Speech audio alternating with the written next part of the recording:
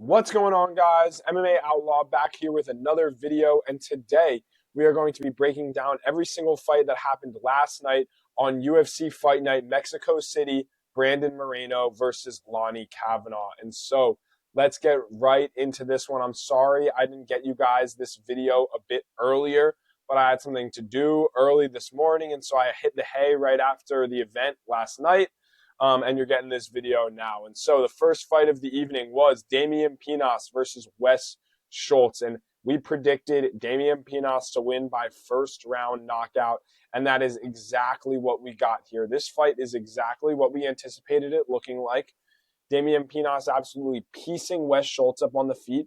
Pinas's power was just too much for Wes Schultz to handle. And I just have to say something. Time and time again, we are getting these fighters in the UFC who are absolutely terrified to be punched in the face. How is Wes Schultz 8-2 in MMA and getting signed to the UFC, and he's terrified to get punched in the face? Honestly, Damian Pinas' shots, not all of them were really landing all that flush. But Wes Schultz would get grazed on the temple, just grazed, lightly grazed on the head, and he would just immediately cower into a ball. And so Wes Schultz was just diving for the legs, could not get Pinas down. Pinas would throw a simple 1-2 down the middle, and Wes Schultz would just fall to the ground, whether that strike landed clean or not. And so eventually Damian Pinas got the KO. He looked really impressive. His takedown defense did look really good. But honestly, I'm unsure how Wes Schultz made it to the UFC when he looks so soy, when he's just so terrified of being punched in the face. And so, I'm wondering if potentially on the video where we make all the matchups, if Wes Schultz might have to make his appearance on the chopping block. I know this was just his first fight in the UFC, but Mansour Abdulmalik absolutely dismantled Wes Schultz in the second round. Once Mansour Abdulmalik got on top, you saw something very similar. Wes Schultz could not handle it, but Wes Schultz actually got Mansour Abdulmalik down a few times. And so Pinas putting in a much more impressive performance than Pinas putting in a much more impressive performance than Mansour Abdulmalik did against Wes Schultz. And so a great win, first round knockout. We predicted Pinas to win by knockout, and so there we are, 1-0 on the card, and let's move upward. We got Erik Silva versus Francis the Fire Marshall. This fight played out exactly how we expected it to, right? Francis Marshall was landed on the feet, shot for a few takedowns, got him down, and submitted him right away. Erik Silva, I talked about this in the breakdown. He may be one of the worst fighters in the UFC ever. I'm actually currently building a UFC model, and it has Erik Silva as one of the worst fighters in the UFC ever.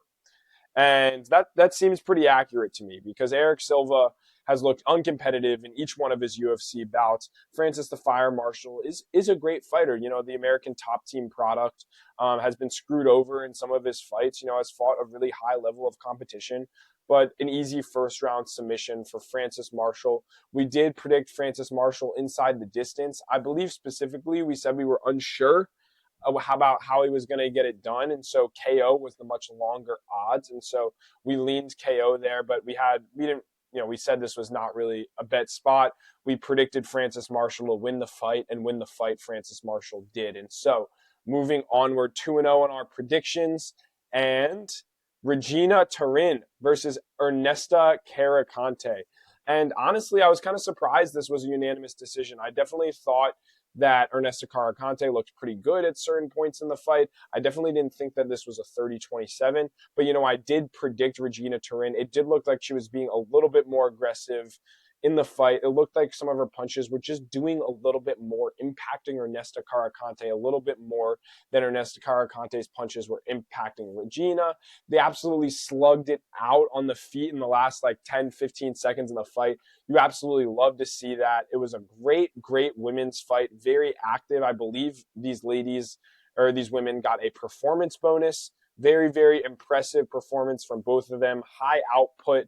Regina Tarin coming in on short notice. I believe this was a 3 days notice.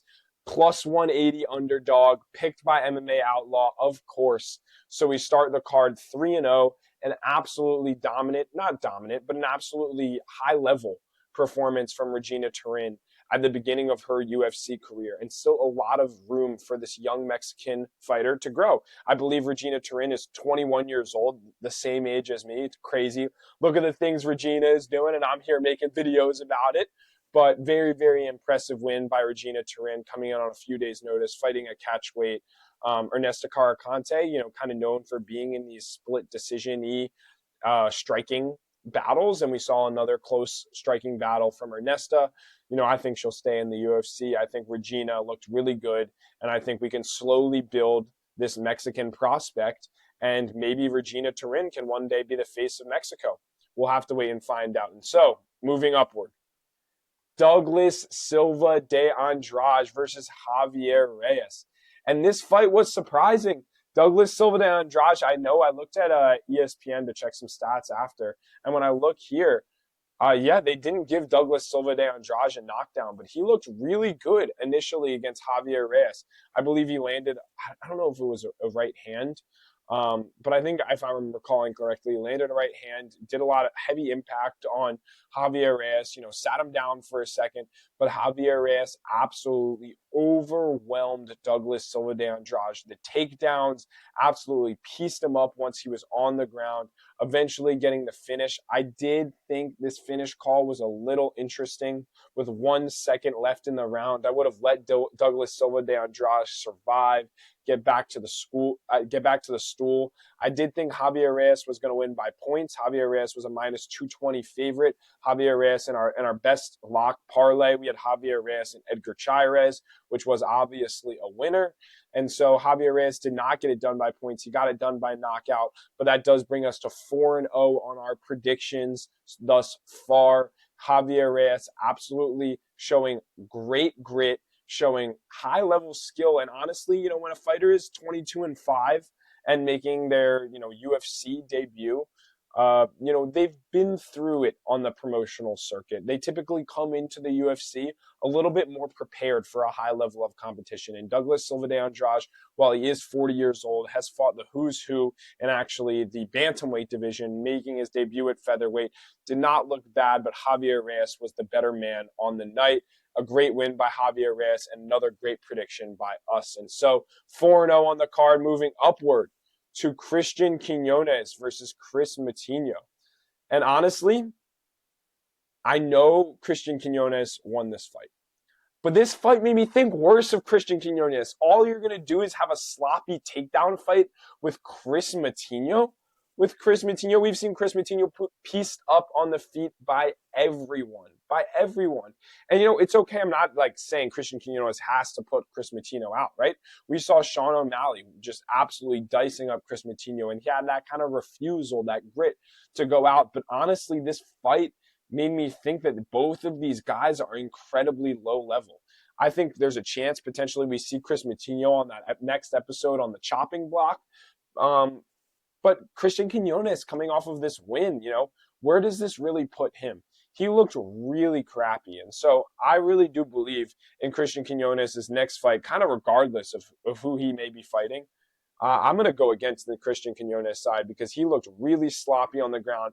I know he had a few submission attempts. He tried to put Kris Moutino away on the ground, but it seemed like he really didn't do all that much. And it was a really sloppy fight. And if you're going to have a really sloppy fight with Kris Moutino, it better be sloppy because you're just absolutely piecing him and you're going to KO him.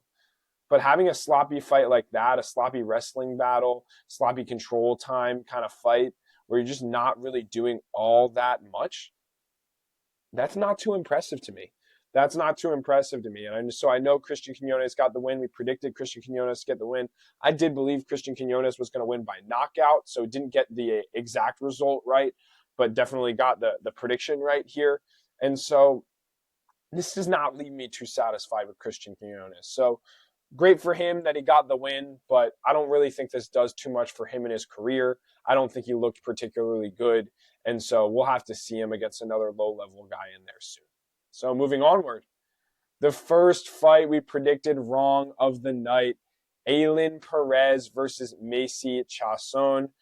The women's version of MGK, Machine Gun Kelly, Macy Chisasson, an absolute dog in the octagon. Got taken down initially by Alin Perez in the first round, hit a few cool reversals, got some pressure on Alin Perez and just started raining elbows down.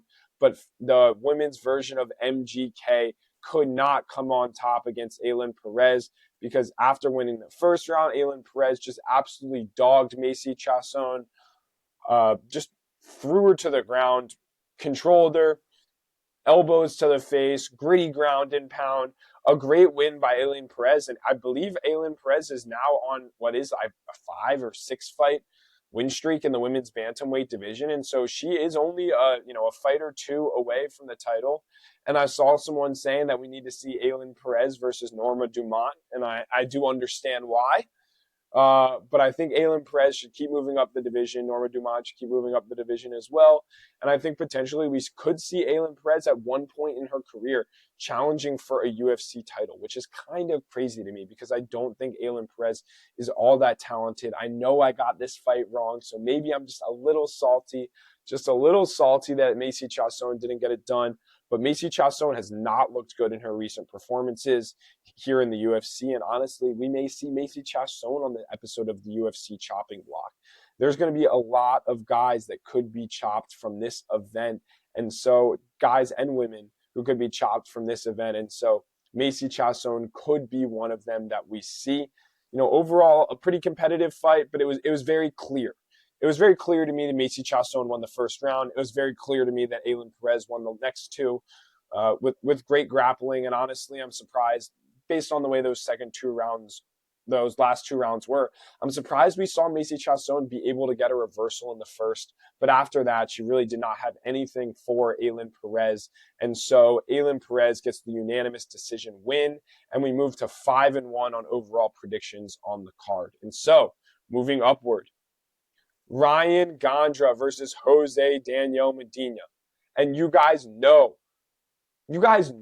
I've been rapping about this being the freaking featured prelim. What the hell is this matchmaking, Dana White? Why is Jose Daniel Medina still in the UFC? I'm not even going to save this for the episode of the UFC chopping block. What are we doing? Why is he in the UFC? He does nothing but stand there and get absolutely freaking pieced by everyone he fights. In the UFC. And I know this wasn't the greatest stoppage. He was very unhappy with the stoppage. But Ryan Gandra pieced him up. He knocked him down. Jose Daniel Medina was falling face first. He knocked him down in 41 seconds. He knocked him out in 41 seconds. Ryan Gandra just went forward, had him up against the cage, unloaded big shots. He actually looked very accurate in there. That was very impressive. When they slowed down the KO, Ryan Gandra hit him with like 3 or 4 consecutive shots, even hitting him with shots as he was falling down, which was very impressive. But what is Jose Daniel Medina doing in the UFC? What the heck is this matchmaking? We're just keeping him in here because we want Mexican talent in the UFC. I understand we want Mexican talent in the UFC, but Jose Daniel Medina is obviously not the answer. Lord, if I see Jose Daniel Medina fight in one more UFC event, I might... I just can't even explain my frustration. He shouldn't be on the card. I'm very happy for Ryan Gandra. Great win. Why the hell is this the freaking featured prelim? Why the hell is Jose Daniel Medina still in the UFC? God damn it, Dana White. Please cut him. Moving on. Thank you. To the opener of the main card. Santiago Luna versus Angel Pacheco. And so Santiago Luna, another one of those big Mexican favorites. And he just, if I'm going to be quite honest, he just dominated every aspect of this fight.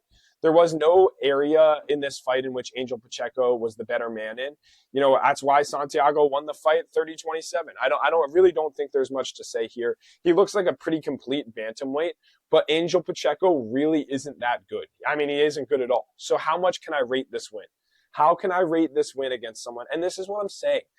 It's just like, it's matchups like this that make me so incredibly frustrated. I know we got to build Santiago Luna. I know we need to see, what was he, 6-0 before this fight? Now he's 7-0. I expected him to finish. I predicted him to get a finish here over Angel Pacheco. We need to see him get some cage time. But do we need to see it against Angel Pacheco? Really? Really, Angel Pacheco's like the worst of the worst. And he's on a main card in a big fight night event, like in Mexico. We're going back to Mexico. Why is Angel Pacheco on the main card? It's just, It's blasphemy. It's so stupid. Dana White needs to be fired from the UFC. It's ridiculous. Get me in the matchmaking room on Tuesdays. Let me help out. I know I can do a good job. You guys have seen me call the fights before they even freaking happen, the good ones at least, and then you see me crap on fights like this. And so Santiago Luna, a fantastic win. I don't want to take anything away from him. He did go for a submission at one point. I don't even remember what it was. It was not all that memorable. But Angel Pacheco, a crappy fighter and someone that we may see on this episode of the UFC chopping block. And this is what I'm saying. There should very rarely, unless this fighter has a huge name like a Tony Ferguson, right? There should very rarely be a fighter on a main card who is at risk for being cut. And so the amount of guys that we're going to see get cut after this event is insane to me. It may set an all-time record. And so very, very frustrated, as you can tell by this matchmaking. But Santiago Luna, great performance. Don't want to take anything away from him. Getting the unanimous decision, 30-27 on all judges' scorecard against Angel Pacheco. Moving on. Imanol Rodriguez versus Kevin Borjas, and this fight was a scrap. This first round was so good. I was so incredibly happy watching this fight. Especially after, I know, I don't want to hate on Santiago Luna's performance, but especially after watching that Santiago Luna fight, it was incredible to see a fight go back and forth. I know Imanol Rodriguez was a minus 450 favorite. He had won 6 fights, and all 6 of those wins had come by finish. And I predicted Imanol Rodriguez to win by KO at plus 125. And I got that prediction correct. So I got the exact result correct, and I got the fighter correct.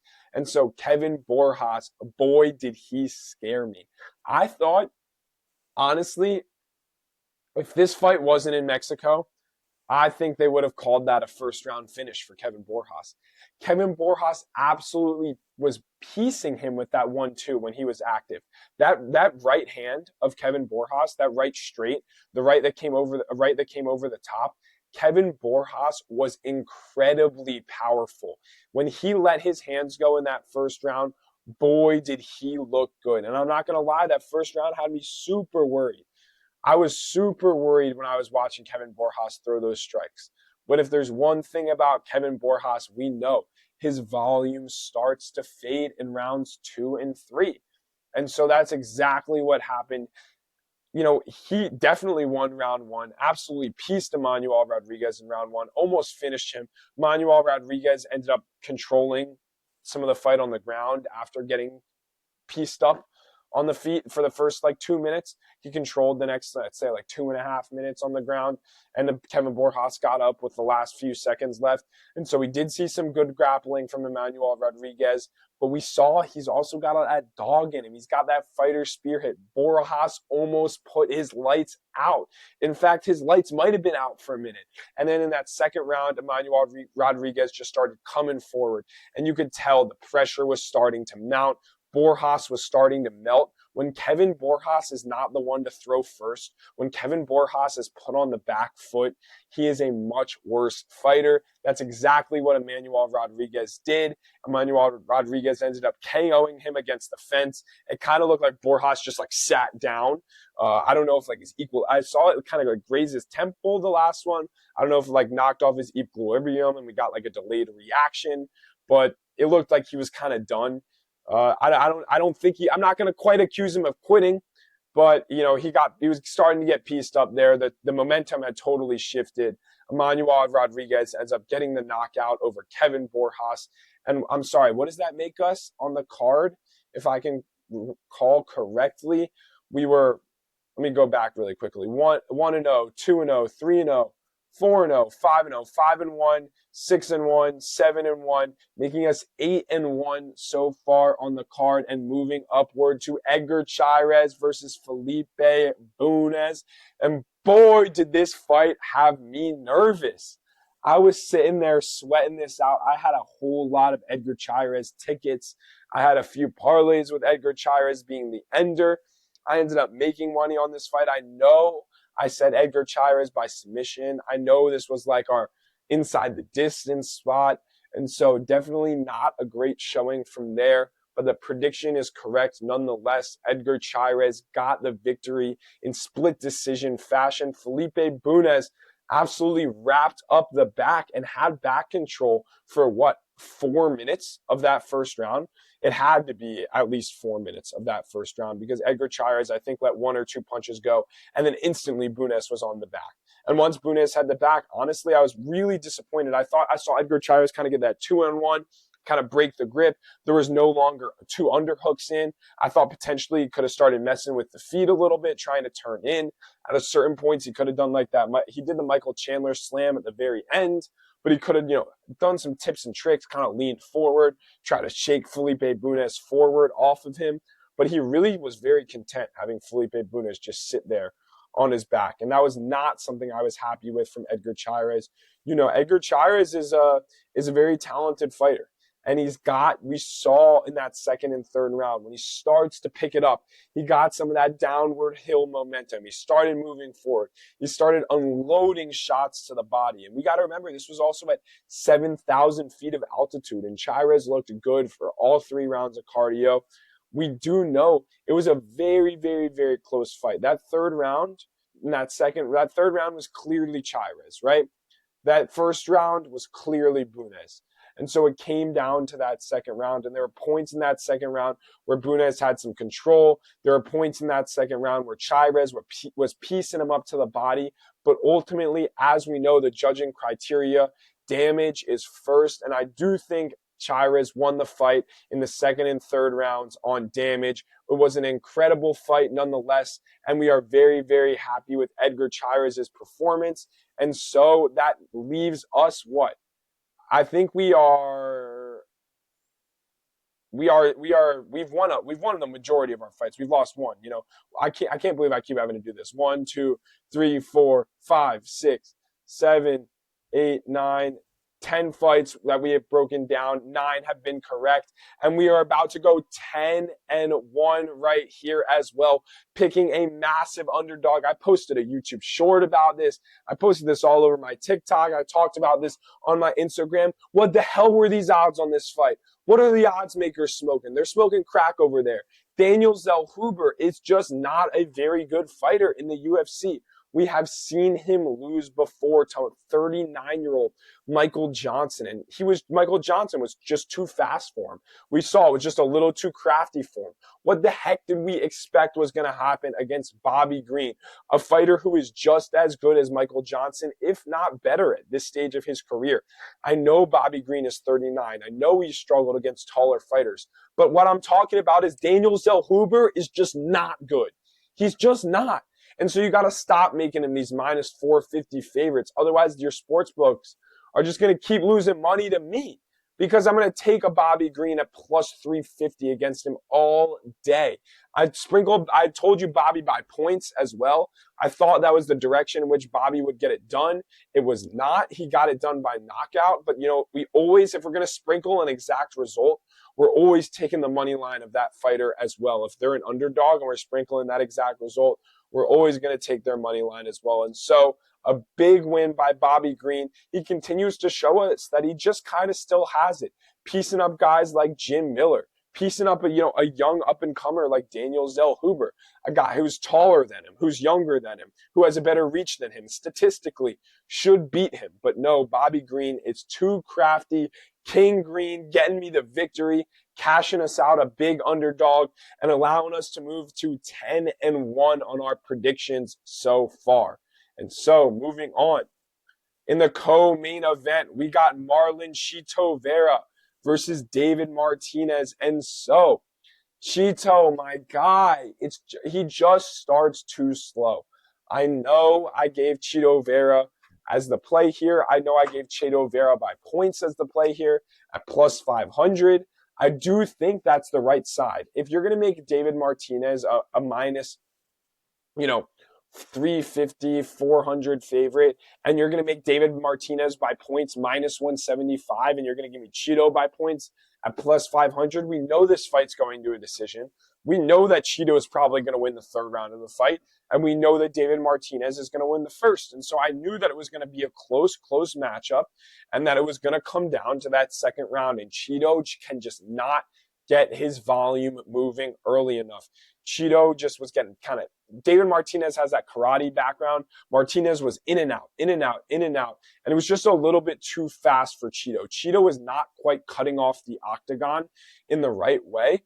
Chito was kind of following him, right? And then so David Martinez could lure him into, just spring around the outside of the octagon, big explosion in for the blitz like the karate player he is. And then Chito would just keep following him. And when Chito was throwing, sometimes he would land. I mean, most of the times he would land. We know that Chito Vera is a good fighter. When he would really, really let his punches go, when he would get David Martinez back against the octagon, he was starting to piece him up. Towards the end of that third round, it looked like David Martinez wanted that fight, nothing more than that fight to be over. But that's not what David Martinez got at all. Marlon Chito Vera ended up pursuing him around the outside of the octagon.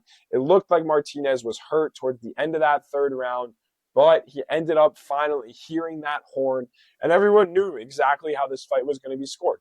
Right when the fight ended, I said, okay, Chito won the third, and Martinez won the first and second. And so David Martinez, by unanimous decision, 29-28. Judges got it exactly right here. I still like the side that I was on.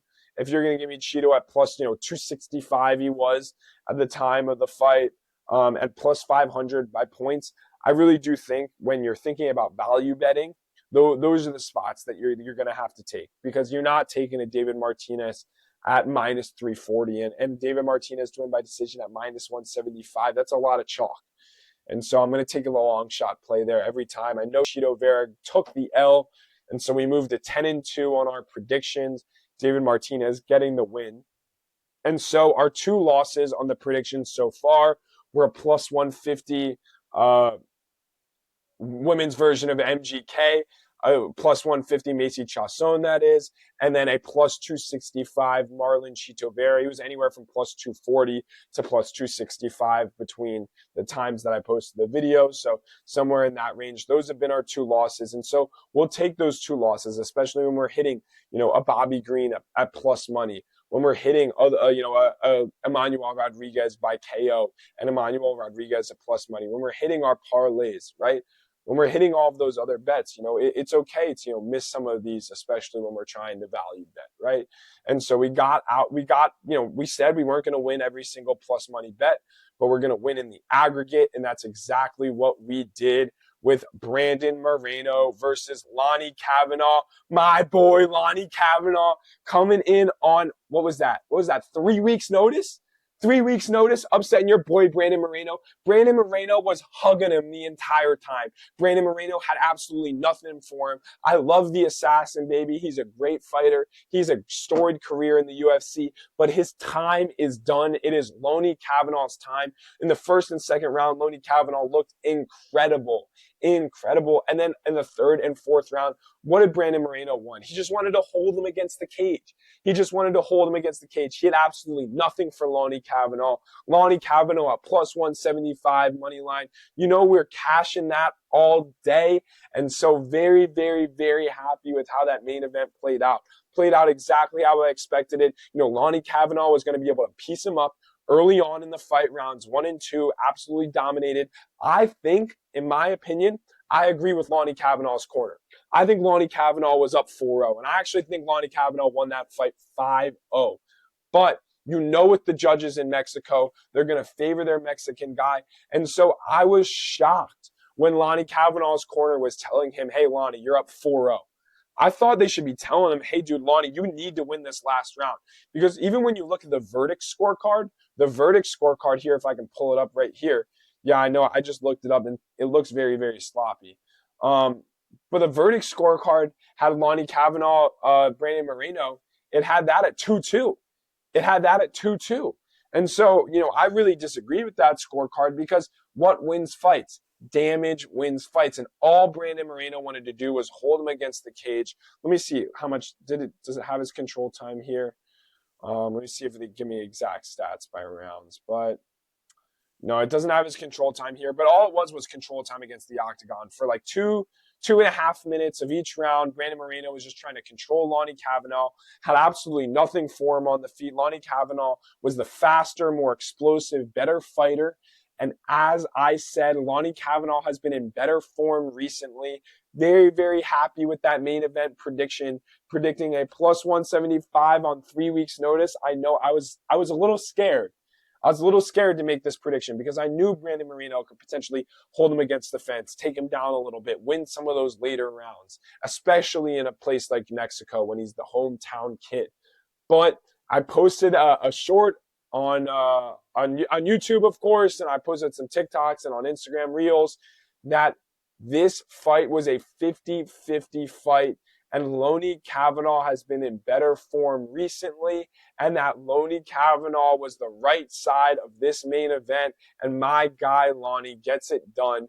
And so we move to 11-2 for total predictions on this week's card. That moves us to between the Brandon Moreno, Lone'er Kavanagh card and the Sean Strickland, Anthony Fluffy Hernandez card. We went 11-3 on that card, 11-2 on this card. We are 22-5 overall in our predictions. You know we're tapped into what's happening in the UFC. You got to watch these videos if you want all of my best bets, if you want all of my predictions. Take what you want, leave what you don't. And I'm so thrilled with how this fight night went. I was very, very disappointed with the matchmaking, but very, very happy with the personal predictions and honestly the bets as well. And so we are going to be making a video of every single fight that will happen next, and I'm going to advertise that probably like right here once it posts. And you'll also see a video of every single fighter who gets cut after this event on the UFC chopping block. That is right. And so stay tuned for those and stay ready for next week's fight card. We got Max Holloway versus Charles Du Bronx Oliveira. And stay tuned for the breakdown of that fight card. I'll catch you on the flip side. Peace.